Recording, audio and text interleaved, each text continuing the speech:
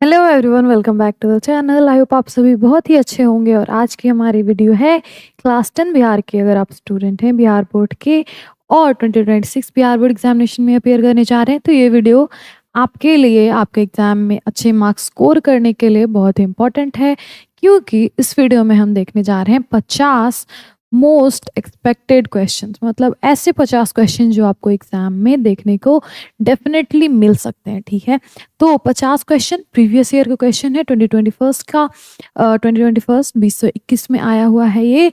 और जो आपके इंग्लिश का बुक है, ठीक है, बुक से लिया गया है ये सारा ऑब्जेक्टिव क्वेश्चंस। तो प्लीज़ बने रहिए हमारे साथ इस वीडियो में। तो बिना किसी देरी के शुरू करते हैं इस वीडियो को। और अगर आपने हमारे अदर वीडियोस जो हमने पोस्ट किए हैं इंग्लिश में, बायोलॉजी में, मतलब साइंस में, सोशल साइंस में, वो सारे चेकआउट नहीं किए तो प्लीज़ जाके उन्हें चेकआउट कीजिए। बहुत ही कम समय बचा है, तो अगर आपने चैप्टर पढ़ लिए तभी आप ऑब्जेक्टिव डील कर पाओगे। ठीक है, और ये ऑब्जेक्टिव का एक वीडियो है, तो अगर आपने इंग्लिश के हमारे वीडियोस नहीं देखे हैं तो इंग्लिश के ऑब्जेक्टिव के को डील करने में प्रॉब्लम हो सकती है, तो जाके इंग्लिश के चैप्टर को जो हमने पढ़ा है, ठीक है, एक्सप्लेनेशन वीडियोस वहाँ पे पोस्टेड है, क्वेश्चन आंसर मैंने करवाया है और साथ ही साथ ऑब्जेक्टिव भी डील करवाया है।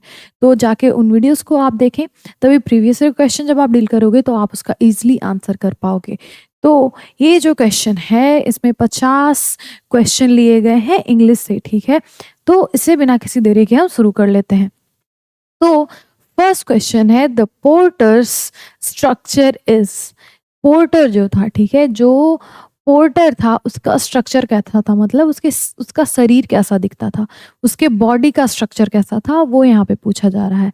The porter structure is hefty, fat, thin, skeleton like. वो हेफ्टी था, थोड़ा भारी था, फैट मोटा था, थिन पतला था, या फिर डी स्केलेटल लाइक मतलब कंकाल की तरह उसका शरीर था, मतलब बहुत पतला दुबला।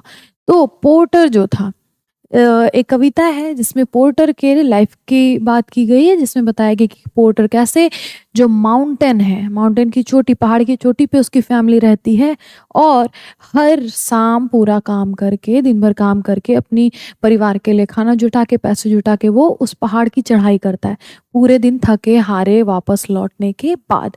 तो वो मैदान को कैसे डेली फतह करता है, डेली उस पर राज करता है, डेली उससे जीतता है। यहाँ पे माउंटेन की बात की जा रही है, मैदान की नहीं। पहाड़ को वो कैसे डेली जीतता है, और पहाड़ की चोटी पर जो उसका घर है, उसकी फैमिली है, उसकी वाइफ और बच्चे हैं, वहाँ पे वो जाता है। ठीक है, तो पोर्टर कैसा दिखता है इतने मेहनत के बाद, और उसे अच्छी खासी चढ़ाई करनी पड़ती है, तो पोर्टर कैसा दिखेगा, पतला दुबला दिखेगा। तो पतले दुबले को आप स्केलेटल लाइक बोल सकते हो, कि बस कंकाल ही बचा है, कोई मसल्स नहीं है उसके शरीर पे। ठीक है, तो स्केलेटल लाइक स्ट्रक्चर, पोर्टर का स्ट्रक्चर कैसा था, स्केलेटल लाइक था। तो फुली आप भूलोगे नहीं ये आंसर।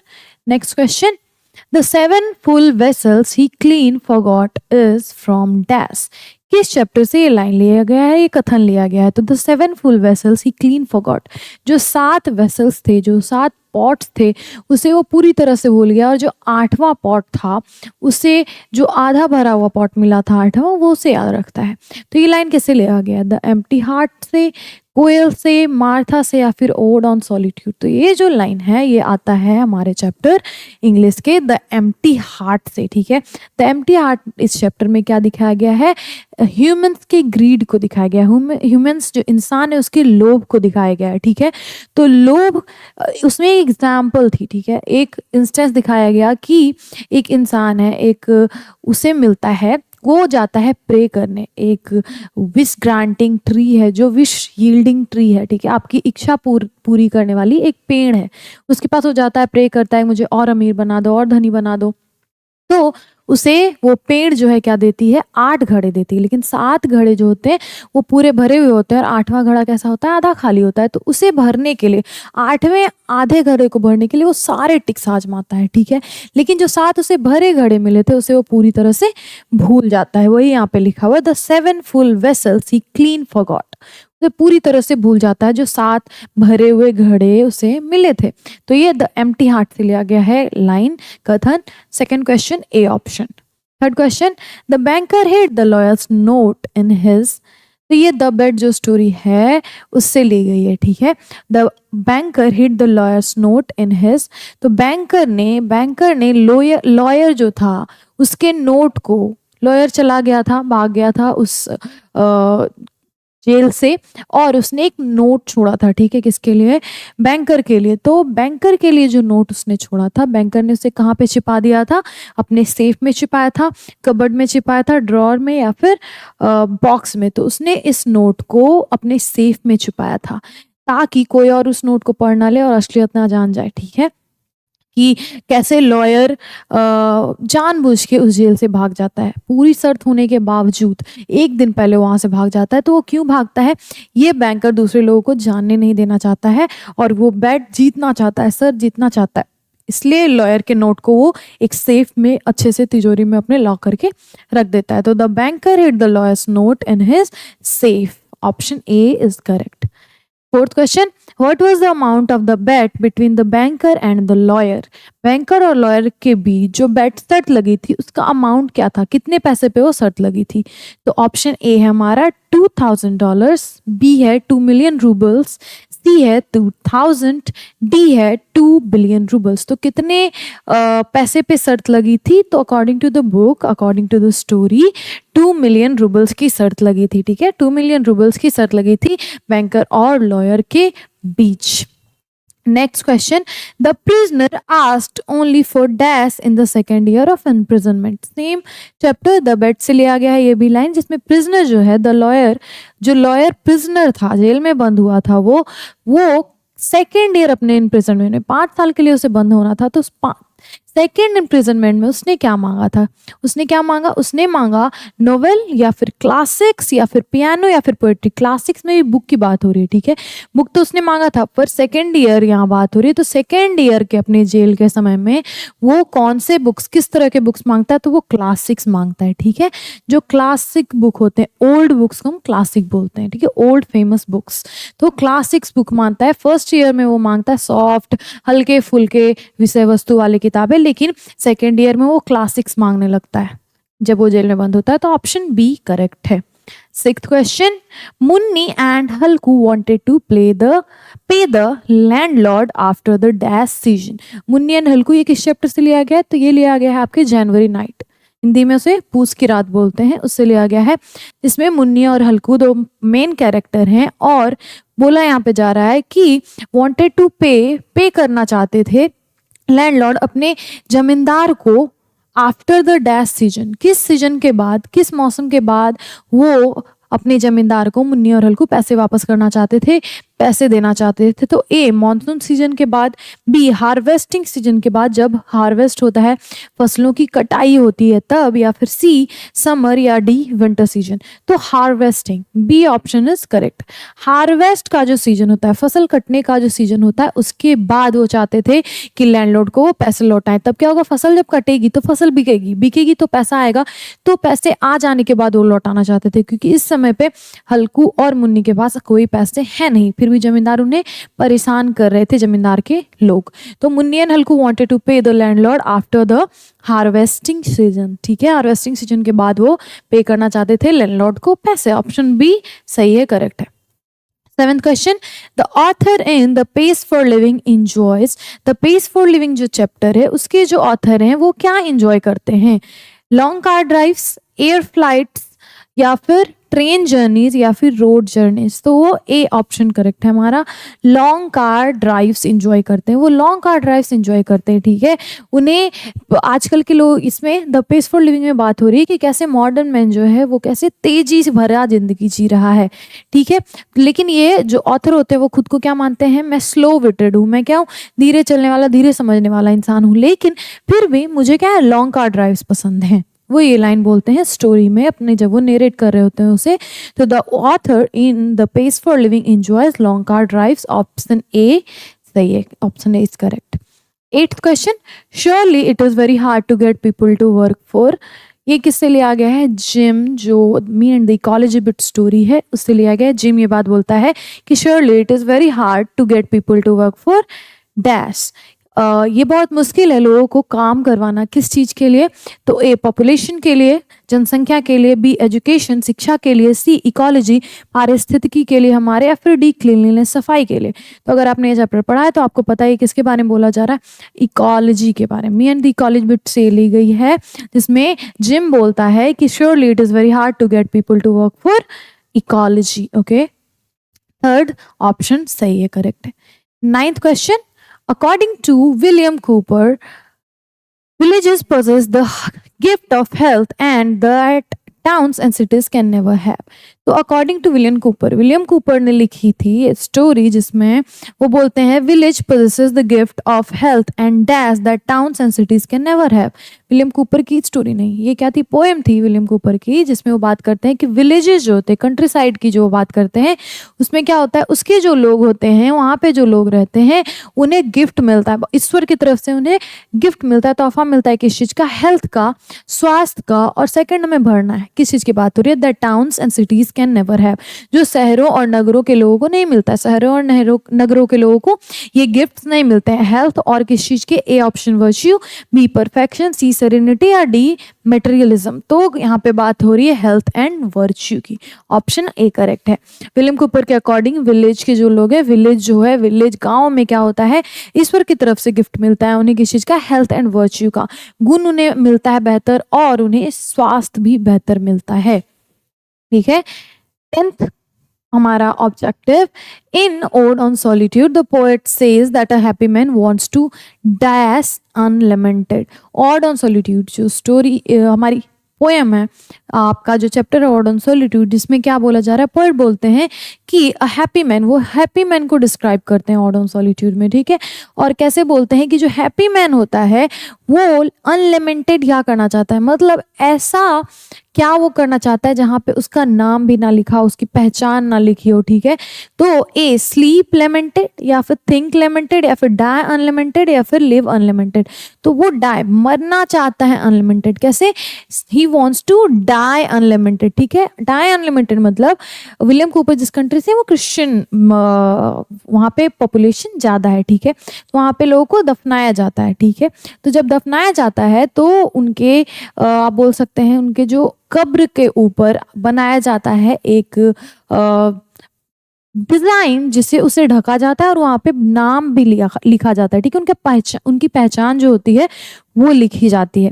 तो विलियम कूपर बोलते हैं कि लेकिन एक हैप्पी मैन जो होता है वो अपनी जिंदगी तो अकेले बिताना ही चाहता है। ठीक है, लेकिन साथ ही साथ जब वो मरना चाहता है तो वो कैसे मरना चाहता है कि उसकी जो कब्र हो वहाँ पे कोई भी पहचान ना हो, उसकी नाम ना हो, कोई उसे जाने ना। ठीक है, मरने के बाद भी वो ऐसे मरना चाहता है, तो उसे अनलिमिटेड बोलते हैं। तो a happy man wants to die unlimited. ठीक है, ऑप्शन सी करेक्ट है। 11th question, dash when burnt it exudes a pungent smell. तो जब किसी चीज को जलाया जाता है, किसे जब जलाया जाता है तो उससे बहुत ही बुरी स्मेल आती है, बदबूदार स्मेल आती है। तो what is the poet talking about? तो ये पोएट किसके बारे में कह रहा है? तो ये लाइन जो ली गई है इसमें किसके बारे में बोला जा रहा है कि जब उसे जलाया जाता है उससे एक बुरी स्मेल आती है? तो बर्निंग ऑफ पॉलीथीन, पॉलीथीन को जलाने की बात हो रही है। बर्निंग ऑफ पेपर, कागज को जलाने की बात हो रही है। बर्निंग ऑफ रॉ वेजिटेबल्स, कच्चे सब्जियों को जलाने की बात हो रही है। बर्निंग ऑफ क्लोथ्स, कपड़ों को जलाने की बात हो रही है। तो बर्निंग ऑफ पॉलीथीन, जब आप पॉलीथीन को जलाते हो तो एक बुरी स्मेल आती है, पंजेंट स्मेल आती है। तो burning of polythene exudes a pungent smell, option A correct है।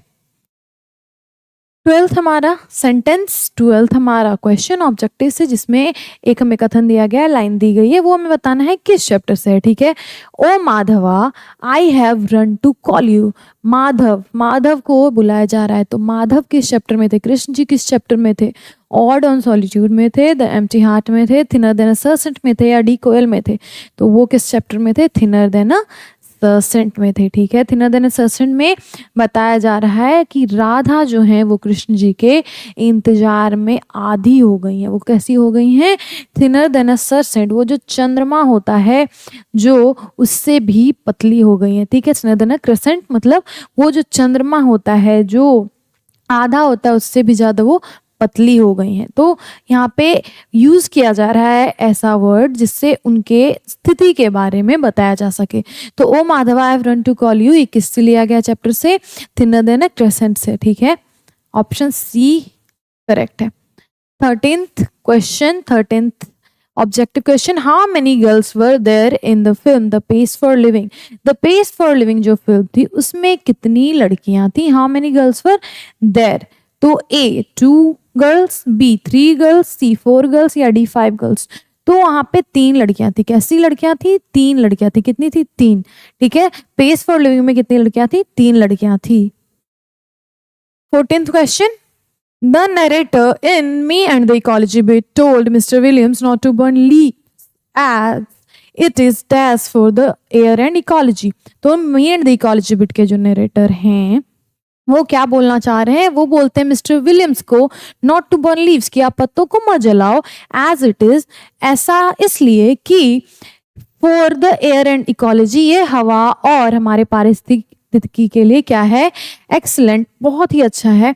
बी बुरा है, सी गुड है, अच्छा है, डी हेल्पफुल है, मददगार है। तो ये क्या है? हमारे एयर और इकोलॉजी के लिए पत्तों को जलाना क्या है? बहुत ही बुरा है। ठीक है, पत्तों को नहीं जलाना चाहिए। तो हमारा ऑप्शन बी करेक्ट हो गया। ठीक है, पत्तों को जब आप जलाते हो उससे प्रदूषण होता है। प्रदूषण हमारी इकोलॉजी के लिए, हमारे हवा के लिए बहुत ही बुरी है। धुआं हमारे हवा के लिए बहुत ही बुरी है। तो the narrator in me and the ecology bit told mister Williams not to burn leaves as it is dash for the air and ecology. तो bad for air and ecology, B option सही है।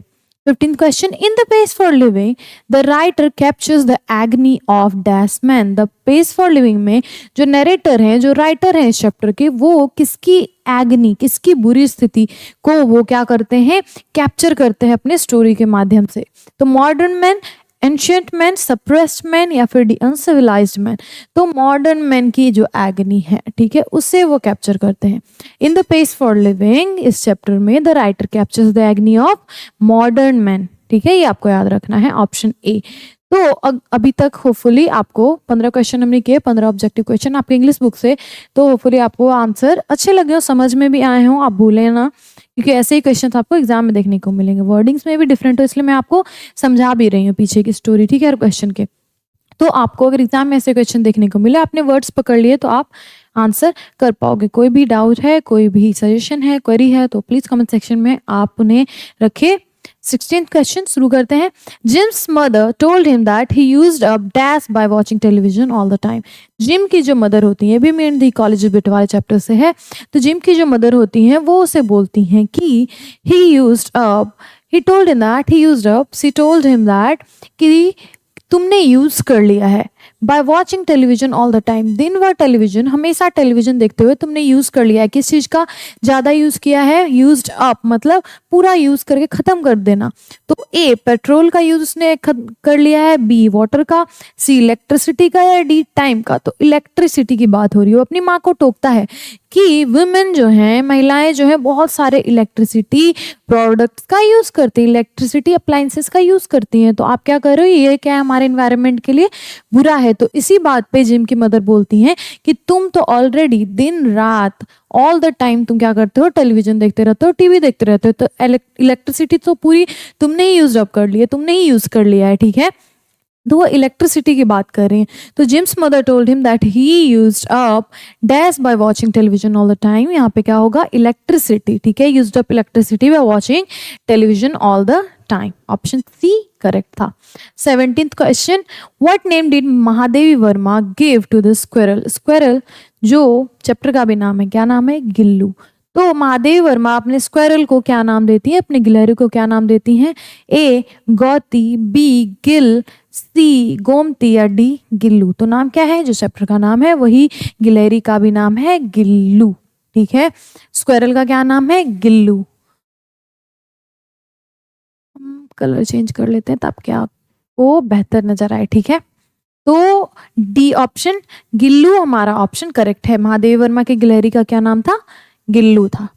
18th question, today dash commands the same respect as any other form of creative expression. किसी भी creative expression के समान ही क्या demand कर रही है? रिस्पेक्ट डिमांड कर रही है ये भी चीज। तो वो कौन सी चीज़ है? म्यूज़िक है, लिटरेचर है, सिनेमा है या फिर स्पोर्ट्स है? तो यहाँ पे सिनेमा की बात हो रही है। सत्यजीत रे वाला जो चैप्टर था उसमें वो जो सिनेमा की बात करते हैं, what is wrong with Indian films, उसी में से ये लाइन लिया गया है। Today cinema commands the same respect, cinema भी वही समान रिस्पेक्ट, इज्जत डिमांड करती है, उसकी हकदार है जो किसी अदर, एनी अदर, जो किसी भी दूसरे क्रिएटिव एक्सप्रेशन को मिलती है। क्रिएटिव एक्सप्रेशन मतलब क्रिएटिविटी के द्वारा अपनी भावनाओं को, अपनी सोच को, अपनी आइडिया को लोगों के सामने रखना। तो कोई भी क्रिएटिव एक्सप्रेशन, आपका डांस हो सकता है, सिंगिंग हो सकती है, पेंटिंग हो सकती है। तो ये सारी चीज़ें किस में है? ये सारी चीज़ें सिनेमा में आपको देखने को मिलती है। तो सिनेमा भी किसी भी अदर क्रिएटिव एक्सप्रेशंस की तरह सेम रिस्पेक्ट डिमांड करता है। ऑप्शन सी करेक्ट है। 19th क्वेश्चन, एंटीहिस्टामाइंस में provide temporary relief by masking the dash. Antihistamines जो होते हैं वो आपको टेम्पररी रिलीफ देंगे, किसे हाइड करके, किसे मास्क करके। तो एलर्जी को मास्क करेंगे या डिजीज को मास्क करेंगे, सिम्टम्स को करेंगे या इन्फ्लेमेशन को करेंगे।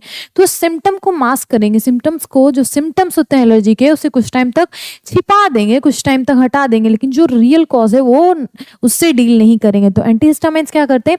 टेम्पररी रिलीफ आपको देते हैं, कुछ समय के लिए रिलीफ आपको देते हैं by masking the symptom, symptom को बस मास्क करके, सिम्टम्स को हाइड करके। 20th क्वेश्चन, 20वां question, the banker decide to murder the dash. Banker decide करता है कि वो हत्या कर देगा, मर्डर कर देगा, किसकी? गार्ड की, सर्वेंट की, गार्डनर की या फिर लॉयर की। तो द बैट वाले चैप्टर से लिया गया है। जहाँ भी बैंकर या लॉयर आए या बैट की बात हो, वो बैट वाले चैप्टर से है। तो उसमें दो ही जब पात्र हैं तो किसकी बात करेगा? बैंकर वहां पे दिया गया है, लॉयर की वो बात करेगा। बैंकर जो है लॉयर को मारना चाहता है, क्योंकि जो बैंकर है, जब बेट लगी थी ये, तो क्या था, बहुत पैसे वाला था। लेकिन अभी इतने सालों के बाद, 15 सालों के बाद, आई बिलीव मैंने 5 साल पहले बोला था, 5 नहीं 15 सालों के बाद वो क्या हो गया, बैंकर जो है वो बूढ़ा हो गया, उसके जो पैसे उसने बचा के रखे थे वो खत्म हो गए हैं, वो बैंकरप्ट हो गया, दयनीय स्थिति में है। लेकिन लॉयर क्या अभी भी यंग है, लॉयर उस समय भी यंग था, अभी भी यंग है, अपने क्या है 30s 40s में है, वो 40s में होगा मे बी। तो लॉयर तो फिर से बाहर निकल के उसे पैसे भी मिलेंगे, बैंकर क्योंकि हार जाएगा सर तो उसे पैसे देने पड़ेंगे, तो लॉयर तो फिर अपनी जिंदगी फिर से शुरू कर लेगा बेहतर तरीके से। पर जो बैंकर है वो सोचता है मेरी क्या हालत होगी, मैं इस बुढ़ापे में क्या ही करूंगा। इन सब ओवर थिंकिंग के बाद वो क्या डिसाइड करता है कि वो जो लॉयर है उसे वो इम्प्रिजन में ही, जेल में ही मार देगा। ठीक है, तो ये यहाँ पे बात हो रही है, the banker decide to murder the lawyer. Option D हमारा करेक्ट है। 21st question, the narrator did not marry the girl because of. Narrator जो है वो जो लड़की है उससे क्या नहीं करते हैं, शादी नहीं करते हैं, डिड नॉट मैरी, शादी नहीं करते हैं, क्यों? बिकॉज ऑफ हिज पेरेंट, उनके पेरेंट की वजह से, हिज फ्रेंड्स, उनके दोस्तों की वजह से, उनके कलीग्स की वजह से, उनके कोवर्कर की वजह से, या फिर हिज नेबर्स, उनके पड़ोसी की वजह से। तो narrator did not marry the girl because of his parents, क्योंकि उनके पेरेंट्स नहीं मान रहे थे एक लव मैरिज के लिए, तो उन्होंने क्या किया, इस लड़की से अपना रिश्ता तोड़ लिया। 8 साल पुराना रिलेशनशिप उन्होंने तोड़ दिया था। ये नरेटर किस चीज की, द लव डिफाइल्ड वाला चैप्टर जो है, लव डिफाइल्ड, उससे ये लाइन लिया गया है। और नरेटर शादी नहीं करते क्योंकि वो अपने जो माता पिता उन्हें मना नहीं पाते हैं। The narrator did not marry the girl because of his parents. 22nd question, greed is dash but life is not. Greed क्या है? वर्दी है, बैड है, गुड है या एंडलेस है? तो ग्रीड इज एंडलेस। क्या है? ग्रीड एंडलेस है but life is not. Life endless नहीं है, लाइफ आपकी खत्म होगी, लाइफ खत्म नहीं होने वाली चीज नहीं है, लेकिन ग्रीड जो है लोगों की, जो ह्यूमंस की ग्रीड है, लोभ है, वो खत्म नहीं होती है। ठीक है, तो ये जो लाइन है इसमें ग्रीड के बारे में बोला जा रहा है। तो ग्रीड, लोभ इज एंडलेस, नहीं, कभी नहीं खत्म होने वाली है, पर लाइफ नहीं, लाइफ इज नॉट, लाइफ आपकी खत्म हो जाएगी पर ग्रीड खत्म नहीं हो। ऑप्शन डी करेक्ट है। 23rd question, where do germs grow. Germs जो होते हैं, कीटाणु जो होते हैं, वो कहाँ ग्रो करते हैं, कहाँ पनपते हैं? A in polythene bags, B in soils, C in garbage या डी इन क्लोथ्स। तो where do germs grow? In garbage. कहाँ पे जर्म्स ग्रो करते हैं? गार्बेज में, कचरे में। ठीक है, जब आप उसे अच्छी तरह से डिस्पोज नहीं करोगे तो कचरे में आपके क्या होगा, वर्म्स जो होंगे, कीटाणु जन्म लेंगे। 24th question, where did the water come up to? Water कहाँ तक आ गया था, पानी कहाँ तक आ गया था? ये किस चैप्टर से लिया गया? ये लिया गया है little girl visor then man से, ठीक है। ए ऑप्शन में है अकोलियाज एंकल, बी है मलाशाज एंकल, सी है मलासाज नीज, या डी अकोलियाज नीज। तो ऑप्शन हमारा बी करेक्ट है, मलासा के एंकल तक, टखने तक आ गया था पानी। Where did the water come up to? Malasa's ankle, Malasa के टखने तक आ गया था, ये आपको याद रखना पड़ेगा। 25th, the raw material of cinema is dash itself. Raw material, कच्चा माल जो होता है सिनेमा का, वो क्या है? Life itself, hall itself, studio itself, camera itself. तो क्या होगा? हॉल, स्टूडियो, कैमरा नहीं। रॉ मटेरियल क्या है कि सिनेमा का रॉ मटेरियल लाइफ है, हमारे लाइफ से रिलेटेड, समाज के इश्यूज से रिलेटेड स्टोरीज सिनेमा के थ्रू आपको दिखाई जाती है। कभी कभी लार्जर देन लाइफ स्क्रिप्ट भी दिखाए जाते हैं आपको। तो the raw material of cinema is life itself. जीवन ही क्या है? सिनेमा का कच्चा माल है। 26th question, the old woman in Once Upon a Time could answer the questions asked by the young man if only she could dash. The old man in Once Upon a Time could answer. Once Upon a Time जो जिसमें old women क्या थी? Blind थी, ठीक है। Old women जो थी वो ब्लाइंड थी। Once Upon a Time में ये ओल्ड वुमेन का जिक्र आता है, जिसमें बोला जाता है कि एक क्या थी? बहुत ही ज़्यादा वाइज, बहुत ही ज़्यादा फ्यूचर को देख सकने वाली एक महिला थी, बहुत ही ज़्यादा वाइज। उसकी आसपास के लोग उसकी बहुत ही ज़्यादा रिस्पेक्ट करते थे, इज्जत करते थे। लेकिन कुछ शहर के यंग लोग आए, उन्हें उस चीज़ पे विश्वास नहीं हुआ कि कैसे कोई आपको ठीक कर दे रहा है, आपको हील कर दे रहा है, आपके भविष्य के बारे में बता दे रहा है। ये सब क्या है? दकियानुसी बातें हैं, हम उसे टेस्ट करेंगे। लेकिन ब्लाइंड जो ओल्ड वुमेन, क्योंकि ब्लाइंड थी, देख नहीं सकती थी, तो इन यंग मैन ने, यंग जो मैन जाते हैं वहाँ पे, उन्होंने उनसे किस तरह के क्वेश्चन पूछे जो वो ब्लाइंड होने की वजह से आंसर नहीं कर सकती थी। अगर वो ब्लाइंड नहीं होती तो वो आंसर करती। तो the old woman in once upon a time could answer the question, वो आंसर कर सकती थी asked by the young man. अगर जो यंग मैन थे, जो युवा लोग वहां पे गए थे, वो पूछते ऐसे questions, if only she could see, she could read, see, smell, hear. Option C, अगर वो देख सकती तो जो यंग मैन ने उनसे क्वेश्चंस पूछा था वो उसका आंसर कर सकती थी। ऐसे ही क्वेश्चन वो यंग मैन उनसे पूछ रहे थे कि अगर उन्हें ना दिखे कुछ तो वो नहीं बता सकती हैं, ठीक है। तो the old man in once upon a time could answer the question asked by the young man if only she could see. Old woman की जहां बात आएगी वहां आप सी या ब्लाइंड ऐसे क्वेश्चंस के आंसर कर सकते हो। 27th question, Who wrote Little Girls Wiser Than Men? Little Girls Wiser Than Men किसने लिखा? लियो टॉल्स्टॉय ने लिखा, आर.सी. हचिंसन ने लिखा, जॉन लेक्स्यू ने लिखा, या फिर हुमायूं कबीर ने लिखा? तो little girls visor then man Leo Tolstoy के द्वारा लिखा गया था, ठीक है। तो आपको मैं बार बार बोल रही हूँ, प्लीज याद करें जाके चैप्टर के नाम और उनके राइटर, उनके लेखक के नाम। इससे क्वेश्चन एग्जाम में डेफिनेटली आएंगे। तो ज़्यादा चैप्टर्स हैं नहीं, 8 पोएट्री, 8 पोएम, वही आपको याद करने हैं। तो प्लीज़ जाके उसे आप याद कर लें। Little girls visor then man किसने लिखा था? लियो टॉल्स्टॉय ने लिखा था। Option A is correct. 28th question, the pace for living, the author says that in the pace for living जो कहानी है उसमें ऑथर कहते हैं that are designed to test the mental speed of a person। क्या design किया गया है मेंटल स्पीड को जांचने की, जो आपकी मानसिक तीव्रता है उसे जांचने के लिए क्या तैयार किया गया है? Educational test, psychological test, placement test, या फिर इंटेलिजेंस टेस्ट। तो बात करते हैं कि इंटेलिजेंस टेस्ट जो है, ठीक है, जिससे हम लोगों की बौद्धिक क्षमता का टेस्ट करते हैं, वो एक्चुअली क्या मापता है? वो एक्चुअली पर्सन, व्यक्ति के स्पीड को माप रहा है। किस चीज के स्पीड को? तो मेंटल स्पीड को, मानसिक रूप से आप कितने तीव्र हैं उसे माप रहा है इंटेलिजेंस। रियलिटी में वो इंटेलिजेंस को नहीं माप रहा है। तो इसकी बात होती है the pace for living, the author says that intelligence tests are design to test the mental speed of a person, उनके according. 29th question, Indian cinema according to Satyajit Ray does not need much action, gloss, music या फिर story। तो बोलते हैं gloss, ठीक है। यहाँ पे क्या होगा आंसर हमारा? बी। इंडियन सिनेमा जो है अकॉर्डिंग टू सत्यजीत रे पहले किस चैप्टर से लिया गया? तो ये लिया गया है हमारे chapter what is wrong with Indian films. इसमें सत्यजीत रे क्रिटिसाइज करते हैं इंडियन सिनेमा को, और वो उनकी बहुत सारी नेगेटिविटी और कुछ पॉजिटिविटी की भी बातें करते हैं। तो सत्यजीत रे यहाँ पे बोल रहे हैं कि मेरे अकॉर्डिंग इंडियन सिनेमा को does not need much, Indian cinema को जरूरत नहीं है कि ज्यादा उसमें क्या हो, ग्लॉस हो, मतलब ज्यादा चमक धमक हम दिखाएं, ज्यादा डांस गाने और क्या करें, नृत्य या फिर बड़ी बड़ी चीजें दिखाएं, ये सब इंडियन सिनेमा को जरूरी नहीं है। हमारे सोसाइटी में क्या है, ऑलरेडी बहुत सारी यूनिक स्टोरीज, बहुत सारी रियल इंस्पिरेशनल चीज़ों से भरा हुआ है हमारा समाज, क्यों ना हम उसे दिखाएं। हमारी हिस्ट्री इतनी ग्लोरियस है, हमारा जो अभी प्रेजेंट है इसमें बहुत सारी अच्छी स्टोरीज है, उसे हम दिखाएं। हमें कुछ ग्लोस की जरूरत नहीं है, हमें चमक धमक की ज़्यादा जरूरत नहीं है। इंडियन सिनेमा को does not need that much gloss. Option B correct. Indian cinema according to Satyajit Ray does not need much gloss. Option B. 30th question, तीसवा, Aung San Suu Kyi struggled for dash of human spirit. Aung San Suu की ने संघर्ष किया, struggle किया, किस लिए? Human spirit के separation के लिए, पार्टिसिपेशन के लिए, सप्रेशन के लिए या फिर इमेंसिपेशन के लिए? तो इमेंसिपेशन के लिए। किस चीज के लिए?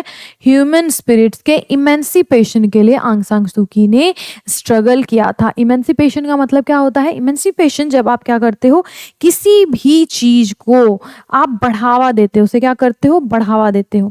आंग सांग सू की struggle for dash of human spirit, emancipation of human spirit. Emancipation मतलब जब आप किसी चीज को फ्री करते हो, या फिर जो अगर वो बॉन्डेज में बंधा हुआ हो, किसी चीज से वो बंधा हुआ, उसे फ्री करना, ठीक है, फ्रीडम देना ही क्या होता है? इमेंसिपेशन होता है। तो आंग सांग सू की struggle for dash of human spirit, human spirit के फ्रीडम के लिए, उसके इमेंसिपेशन के लिए, बंधन को खोलने के लिए आंग सांग सू की ने स्ट्रगल किया था। Emancipation is the correct option. 31st question, Aries says that his mother accepted the prize in the name of dash of Burma and not herself. तो एरीज कौन है? आंग सांग सू की के बेटे, उसी चैप्टर से लिया गया। आंग सांग सू की के बेटे हैं एरीज, जिन्होंने आंग सांग सू की अपनी माँ के लिए जाके नोबेल पुरस्कार लिया था उनके जगह पे, क्योंकि आंग सांग सू की जेल में बंद थी। तो एरीज क्या कहते हैं कि मेरी मदर ये प्राइज एक्सेप्ट कर रही है, नोबेल प्राइज एक्सेप्ट कर रही है, किसके नाम पे? अपने लिए नहीं, not herself, but in the name of dash of Burma, monks of Burma, politicians of Burma, ministers of Burma या फिर पीपल ऑफ बर्मा। तो डी ऑप्शन सही है, ठीक है। Aris says that his mother accepted the prize in the name of people of Burma and not herself. Burma के लोगों के लिए, बर्मा के लोगों के नाम के लिए वो एक्सेप्ट करी है प्राइज, ना कि अपने लिए, ठीक है। ये भी आपको याद रखना है। 32nd question, what disability did the woman have in once upon a time. Once upon a time जो स्टोरी है उसमें जो वुमेन थी, ओल्ड वुमेन थी, उसे क्या डिसेबिलिटी थी? तो वो ओबेसिटी थी, मोटी थी बहुत ज्यादा, पैरालिसिस थी। वो पैरालिसिस जो बीमारी होती है कि एक साइड आपका वर्क नहीं करता बॉडी का, क्या ये प्रॉब्लम थी? नहीं। Blindness, yes, old women blindness, आपको ये याद रखना है। वंस अपॉन अ टाइम में एक ओल्ड वुमेन है जो क्या थी? ब्लाइंड थी। उनकी डिसेबिलिटी क्या है? वो देख नहीं सकती हैं। डेफनेस नहीं है, पैरालिसिस नहीं है, ओबेसिटी नहीं है, ब्लाइंडनेस है, ठीक है। 32nd question, C option. 33rd question, Aris felt that, फिर से आंग सांग सू की के बेटे की बात हो रही है, आंग सांग सू की बात हो रही है, ठीक है। तो Aris felt that the Nobel prize given to Aung San Suu Kyi would help the Burmese people to dash their heads a little higher. तो अरीज क्या बोलते हैं कि आंग सांग सू की जो मेरी मदर है, उन्हें दिया गया ये नोबेल पीस प्राइज, उन्हें दिया गया ये प्राइज हेल्प करेगा, किसको? बर्मीज पीपल की हेल्प करेगा, बर्मा के लोगों की हेल्प करेगा, किस चीज में? Their heads a little higher, उनके सर को थोड़ा और ऊंचा उठाने में। तो ठीक है, तो रेज आंसर होगा, सर को थोड़ा और ऊंचा उठाने में बर्मीज लोगों की मदद करेगा आंग सांग सू की को जो ये नोबेल पुरस्कार दिया गया, क्योंकि एक तरह से बर्मा के लोगों के संघर्ष को मतलब पूरी दुनिया देख रही है, इससे ही पता चलता है, क्योंकि बर्मा के लोगों के लिए ही आंग सांग सू की संघर्ष कर रही थी, ठीक है। तो उन्हें नोबेल प्राइज पुरस्कार दिया गया, तो उनके जो एक्नॉलेज किया गया उनके संघर्ष को, ठीक है। तो बर्मा के लोग भी क्या कर सकते हैं? अपना सर थोड़ा उठा सकते हैं गर्व के साथ, ठीक है। यही बोल रहे हैं एरीज अपनी माँ को जब नोबेल प्राइज पुरस्कार मिला तब। तो Aris felt that Nobel peace given to Aung San Suu Kyi would help the Burmese people to raise their heads a little higher. Option A सही है। 34th question, Humayun Kabir's lecture delivered in Baroda University focuses on the dash past of Indian culture. Humayun Kabir ने जो Baroda university में lecture दिया था वो focus करता है, वो किस चीज पे फोकस करता है? Dash past of Indian culture. Indian culture जो हमारी भारतीय संस्कृति का पास्ट है, अतीत है, तो वो कैसा है? रिच है, धनी है, एक्स्ट्रा ऑर्डिनरी है, बहुत ही ज्यादा शानदार है, रिमोट है या फिर ग्लोरियस है? ग्लोरियस भी हो सकता है ग्लोरियस है हमारा आंसर, ठीक है। इस चैप्टर के according Humayun Kabir lecture delivered in Baroda university focuses on the dash past of Indian culture. जो हमारा ग्लोरियस चमचमाता हुआ शानदार पास्ट है उसकी बात करता है। वर्ड यहाँ पे क्या यूज हुआ है, ग्लोरियस का। तो आपको याद रखना है कि हुमायूं कबीर हमारे पास्ट को क्या बोलते हैं, ग्लोरियस बोलते हैं, ठीक है, गौरवशाली। 35th क्वेश्चन, why is Radha hurt in thinner than a crescent. Thinner than a crescent जो चैप्टर है उसमें राधा हर्ट क्यों है, चोट क्यों लगी हुई है, दुखी क्यों है। तो a due to the presence of Lord Krishna, Lord Krishna के प्रेजेंस मतलब लॉर्ड कृष्णा वहां पे हैं इसलिए वो दुखी है, हर्ट है। Due to the absence of Lord Krishna, Lord Krishna के एब्सेंस, लॉर्ड कृष्णा का वहां नहीं होना उन्हें दुखी बना रहा है। या फिर due to the ignorance of Lord Krishna, वो इग्नोर, लॉर्ड कृष्णा उन्हें इग्नोर कर रहे हैं इसलिए वो दुखी हैं। या फिर due to the anger of Lord Krishna, Lord Krishna के गुस्से की वजह से वो ज्यादा दुखी हैं। तो due to the absence of Lord Krishna, Lord Krishna की एब्सेंस, वहां पे वो है नहीं, ठीक है, वहां पे वो प्रेजेंट नहीं, इसलिए राधा दुखी है उनके इंतजार में, ठीक है। Why is Radha hurt in thinner than a crescent, due to the absence of Lord Krishna. Option B सही है। 36th question, who is challenging the mountain. Mountain को कौन चैलेंज कर रहा है, कौन माउंटेन को चैलेंज कर रहा है, the poet, the porter, the poet's son, the porter's wife. तो माउंटेन को डेली कौन चैलेंज करता है, द पोर्टर, ठीक है, द पोर्टर जो है वो चैलेंज करता है माउंटेन को डेली। पोर्टर बस का यूज किया गया है ऐसे व्यक्ति के लिए जो क्या करता है, डेली दिन भर कड़ी मेहनत करता है और रात में घर वापस आता है। उसका घर कहाँ पे है, पहाड़ की चोटी पे। तो डेली उस पहाड़ की चोटी पे वो जीत हासिल करता है। तो चैलेंज ही कर रहा है ना वो पहाड़ को, कितनी ठंड में इतनी रात में भी मैं तुम्हारे ऊपर चढ़ के दिखाऊंगा, मैं इस जो पूरे रास्ते इसे जीत के दिखाऊंगा, ठीक है। तो who is challenging the mountain, the porter is challenging the mountain. अपने पतले दुबले शरीर के पे एक बोझा लाद के वो रात को ये सफर तय करता है, अपने पहाड़ की चोटी पे जाता है, अपने परिवार के पास जाता है, ठीक है।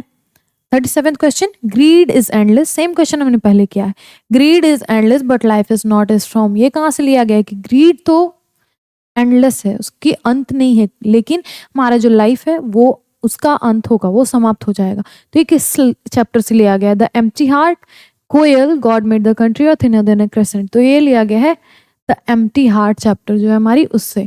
Greed is endless but life is not, it's from the empty heart. आप कैसे इसे ऐड करोगे, जब आपका जो हार्ट है उसमें कोई इमोशन नहीं है, उसमें क्या है, वो खाली है, तभी आप ग्रीड के पीछे, लोभ के पीछे भागते हो। तो ग्रीड इज एंडलेस आया तो वो द एम्प्टी हार्ट चैप्टर से लिया गया, इसलिए उसका उस चैप्टर का नाम भी है the empty heart, okay.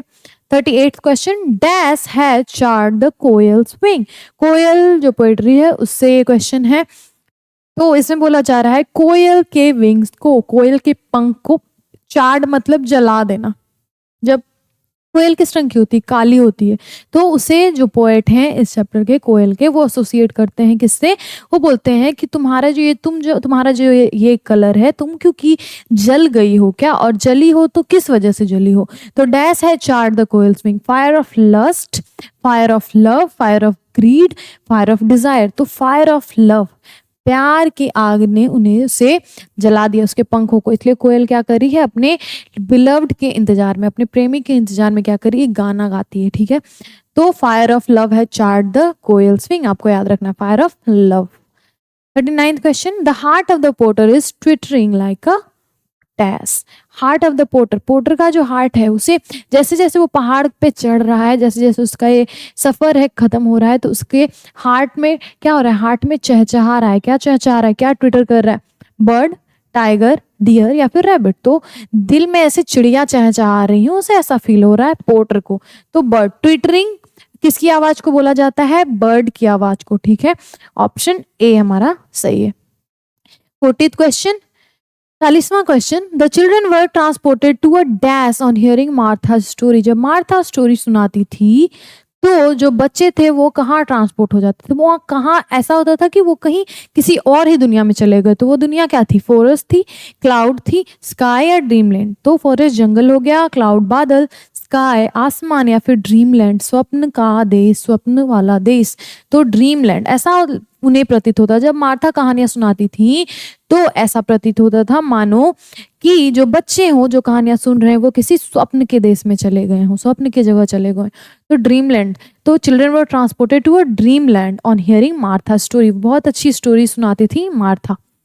41st question. Dash, but what a stout human figure. But what a stout human figure the poet is referring to.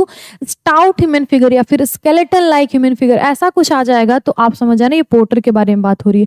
तो पोएट इस लाइन से किसे रेफर कर रहा है? पोर्टर को ही रेफर कर रहा है. ऑप्शन ए करेक्ट है. मार्टिन क्लेवर नहीं, डॉक्टर नहीं, लॉयर नहीं. जो पोर्टर है वो गरीब है, वो दिन भर मेहनत करता है, उसका शरीर क्या स्टाउट है. स्टाउट मतलब पतला दुबला सा, या फिर स्केलेटन लाइक आप बोल सकते हो, कंकाल की तरह दिखता है. 42nd question. होपफुली अभी तक मैंने जो आपको आंसर बताए वो समझ में आए होंगे. ये वीडियो अच्छा लगा होगा तो प्लीज़ कमेंट में अपने सजेशंस लिखिए, अपने जो भी क्वेरीज हैं वो लिखिए, या फिर जो भी आप कमेंट करना चाहें कर सकते हैं, फ्री हो आप उसके लिए. और अपने फ्रेंड्स के साथ भी शेयर करें हमारे लाइव्स को भी. हम लाइव भी आ रहे हैं और इन वीडियोज़ को भी, ठीक है. 42nd क्वेश्चन अब देखें. And her beauty far away is from. And her beauty far away is from. Martha की जब बात होती है तभी ब्यूटी की बात हो रही है, ठीक है. तो it's from thinner than crescent, Martha, Koel, ode on solitude. तो बी ऑप्शन हमारा करेक्ट है. Martha and her beauty far away, ठीक है. तो मार्था की सुंदरता की बात होती है. मार्था जब कहानियां सुनाती हैं तो वो इतनी सुंदर लगती है, बच्चे उसकी ब्यूटी में खो जाते हैं, ड्रीम लाइक स्टेट में पहुंच जाते हैं, ड्रीम लाइक लैंड में पहुंच जाते हैं, उन्हें ऐसा लगता है मानो. तो मार्था की बात हो रही है. And her beauty far away जब आएगा तो आप मार्था आंसर करोगे, option B. 43rd question. The post office in me and the ecology bit is only dash blocks away from Mr. Johnson. Mr. Johnson के घर से जो पोस्ट ऑफिस थी वो कितनी दूर थी? 3 blocks away, 2 blocks away, 4 blocks away या फिर 1 blocks away. तो ऑप्शन बी 2 ही ब्लॉक्स, 2 ब्लॉक्स जितनी ही दूरी थी मिस्टर जॉनसन के घर से पोस्ट ऑफिस की. इसलिए उन्हें जिम क्या बोल रहा था? आप गाड़ी से क्यों जा रहे हो, आप पैदल भी जा सकते हो. 44th question. Gillu had stopped dash the day he died. Gullu जिस दिन मरा था उसने क्या करना रोक दिया था? स्लीपिंग, सोना रोक दिया था, रनिंग, दौड़ना रोक दिया था, ड्रिंकिंग, पीना रोक दिया था, फिर ईटिंग, खाना रोक दिया था. तो गिल्लू जिस दिन मरा था उसने खाना रोक दिया था, उसने खाना बंद कर दिया था. Gillu had stopped the day he died. Gullu had stopped eating the day he died. Gillu कौन है? गिलहरी है, महादेवी वर्मा वाले चैप्टर से ये क्वेश्चन था. 45th question. Malasa was scolded by Akolia and asked not to dash water. Malasa was scolded by Akolia. Akolia जो थी बड़ी थी, मलासा छोटी थी, और मलासा के टखने तक पानी पहुंच गया था और वो उसमें कूद रही थी. तो अकोलिया उसे डांटती है, बोलती है कि नॉट टू स्प्लैश वाटर, ठीक है. Waste, spill, splash, drink. क्या होगा? स्प्लैश वाटर, कि पानी में मत कूदो और पानी को उछालो मत, हमारे कपड़े गंदे हो जाएंगे. फेस्टिवल चल रहा है और हमने अच्छे कपड़े पहने हैं तो तुम पानी उछालोगी तो हमारे कपड़े गंदे हो जाएंगे. इसलिए मलासा को वो डांटती है और बोलती है नॉट टू स्प्लैश वाटर, पानी मत उछालो, ठीक है. 46th question. The beauty of genuine brotherhood and peace is more dash than diamond or silver or gold. तो the beauty of genuine brotherhood जो होता है, रियल ब्रदरहुड जो होता है, भाईचारा जो होता है, उसकी सुंदरता कहीं पीसफुल है, कहीं ज्यादा है, और शांति जो है वो कहीं ज्यादा क्या है, किससे? तो डायमंड, सिल्वर, गोल्ड से. हीरे, चांदी और सोने से क्या ज्यादा, कितनी ज्यादा वो क्या है? वैल्यूएबल है, डिजायरेबल है, प्रेशियस है या फिर अप्रिशिएबल है. तो वो ज्यादा वैल्यूएबल है. क्या है? जो ब्यूटी ऑफ जेन्युइन ब्रदरहुड है और पीस है, शांति, और जो रियल भाईचारा होता है वो क्या है? कहीं ज्यादा वैल्यूएबल है, कीमती है. किस चीज से? डायमंड, सिल्वर और गोल्ड से, ठीक है. तो ऑप्शन ए हमारा करेक्ट है. सोने, चांदी, हीरे, मोती सबसे ज्यादा क्या वैल्यूएबल है, कीमती है, वो है जो हमारा जेन्युइन भाईचारा होता है और शांति, ठीक है. 47th question. The boy in Once Upon a Time carries a dash and a jug of warm cider. Once Upon a Time जो स्टोरी, इसमें 2 स्टोरी आती है, स्टोरी में और 2 स्टोरी है, ठीक है.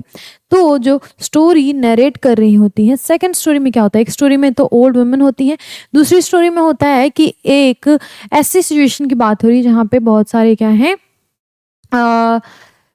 ऐसे लोग हैं जो क्या हैं, जो किसी के अंडर काम करते हैं, मतलब एक तरह से वो स्लेव्स हैं, ठीक है, किसी के गुलाम हैं. तो उन्हें ले जाया जा रहा है एक जगह से कहीं दूसरे जगह. तो रास्ते में वो रुकते हैं, वहाँ पे कुछ खाते पीते हैं, और वही एक लड़का जो वहाँ पे होता है वो कैरी कर रहा होता है warm cider, a jug of warm cider, मतलब कुछ पीने की चीज़ है गर्म, क्योंकि ठंडी रात है तो वो कुछ गर्म गर्म पी रहे हैं. और उसके हाथ में एक और क्या चीज़ होती है? बैग होता है, प्लेट होता है, लैंप या फिर कप. तो उसके हाथ में क्या होता है? एक लैंप होता है, एक लैंप होता है जिससे लाइट जल रही होती है क्योंकि रात है, ठीक है, और ये बहुत पहले की बात है, तो इलेक्ट्रिसिटी नहीं होती है, तो रात में वो उसके हाथ में लैंप है और एक जग ऑफ वार्म साइडर, वो एक पीने का बेवरेज है गर्म, जो वो सबको दे रहा होता है, जो जितने भी स्लेव्स होते हैं उस ग्रुप में। ठीक है, the boy in once upon a time carries a lamp and a jug of warm cider. 48th question, no Indian cinema can be dash on all counts. ये भी सत्यजीत रे की जो चैप्टर है हमारे सत्यजीत रे के द्वारा लिखा हुआ what is wrong with Indian films, उससे ली गई है। तो no Indian cinema can be acclaimed on all counts, applauded, demeaned या फिर क्रिटिसाइज। तो acclaimed on all count.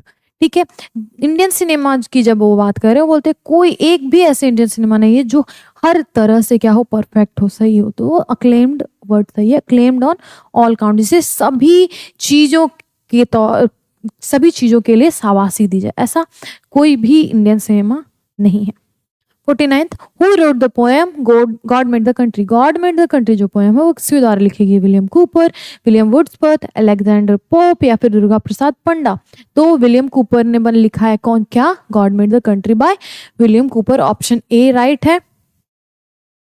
50th question, where does a happy man live. A खुश व्यक्ति कहाँ जीता है?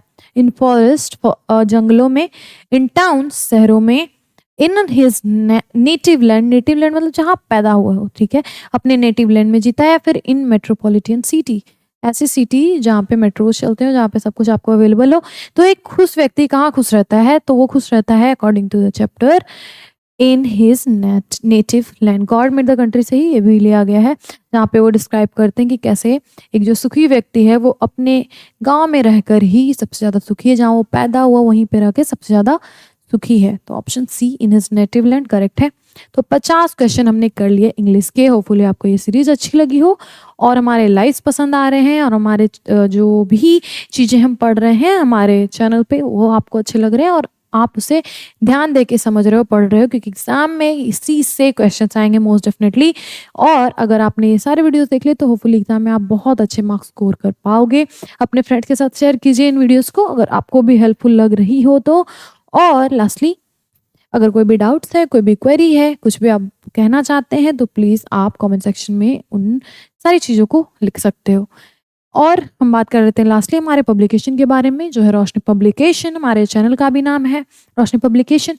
तो अगर आप हमें कांटेक्ट करना चाहें तो इन सब जगहों पर कर सकते हैं। हमारे व्हाट्सएप पे जाके आप हमें कांटेक्ट कर सकते हो, हमारे इंस्टाग्राम पे हमें फॉलो कर सकते हो किसी भी अपडेट के लिए, हमारे टेलीग्राम के ग्रुप को ज्वाइन कर सकते हो, या फिर हमारे ऐप को भी आप जाके डाउनलोड कीजिए प्ले स्टोर पे, जहाँ पे हमारे कोर्सेज अवेलेबल हैं, प्रोडक्ट्स जो मैं आपको दिखाऊंगी, हमारे बुक्स भी अवेलेबल हैं, और ये सारे आपको हमारे हर सोशल मीडिया हैंडल के बायो में आपको मिल जाएंगे लिंक्स, वहाँ से आप डायरेक्टली हमें चेकआउट कर सकते हैं। और अब बात कर लेते हैं हमारे बुक्स की। तो अगर आप बिहार बोर्ड के स्टूडेंट हैं, 2026 बिहार बोर्ड में अपियर करने जा रहे हैं, तो ये वीडियो तो हम आपके लिए लेके आए ही हैं। साथ ही में अगर आपको बुक्स से पढ़ना है चीज़ों को अच्छी तरीके से, बेहतर तरीके से, तो आप ये बुक्स परचेज कर सकते हो, हिंदी, इंग्लिश, संस्कृत की बुक्स। साथ ही साथ क्लास 10th के अगर आप स्टूडेंट हैं तो सोशल साइंस की series, history, geography, political science, economics, और आपके लिए बुक्स अभी खत्म नहीं हुई और बुक्स हैं। क्वेश्चन बैंक 3 तरह के अवेलेबल हैं। तो अगर आप इंग्लिश मीडियम के स्टूडेंट हो तो इंग्लिश मीडियम की बुक है, हिंदी मीडियम के स्टूडेंट हो हिंदी मीडियम की बुक है, और इन दोनों बुक्स में क्या है, ईयर वाइज आपको प्रीवियस ईयर के क्वेश्चन दिए गए हैं, जिससे मैं अभी आपको पढ़ा भी रही हूँ। और साथ ही साथ क्वेश्चन बैंक ये भी अवेलेबल है, जिसमें चैप्टर और टॉपिक वाइज आपको दिए गए हैं प्रीवियस ईयर के क्वेश्चन। तो जो आपको बुक आपके लिए सुटेबल लगे वो आप परचेस कर सकते हो। साथ ही साथ हमारा क्वेश्चन ऑब्जेक्टिव क्वेश्चन आंसर की भी एक बुक अवेलेबल है। तो अगर आपको ऑब्जेक्टिव में अच्छे मार्क्स स्कोर करने हैं तो ये बुक आपके लिए बहुत ही हेल्पफुल होगी। प्लीज़ आप इन किताबों को करें चेकआउट। क्लास 9th के लिए भी हमारे पास बुक्स हैं। क्लास 9th के लिए हिंदी, इंग्लिश, संस्कृत, और साथ ही साथ 11th और 12th के भी अगर आप किसी सीनियर को जानते हैं उनके साथ भी शेयर कर सकते हैं। इन किताबों को हिंदी और इंग्लिश की ये बुक्स है। ओके, तो कहाँ से आप करोगे इन सारी किताबों को परचेस? तो आप हमारे ऑफिशियल वेबसाइट को विजिट कीजिए, वहाँ से आपको डायरेक्टली ये किताबें पहुँचा दी जाएंगी आपके घरों तक, या फिर आप किसी भी ऑनलाइन प्लेटफॉर्म जैसे अमेजोन या फ्लिपकार्ट पे भी ये किताबें परचेस कर सकते हैं। इन प्रोडक्ट्स का लिंक और आप हमारे वेबसाइट का भी लिंक आपको हमारे सारे सोशल मीडिया हैंडल्स के बायो में मिल जाएगा।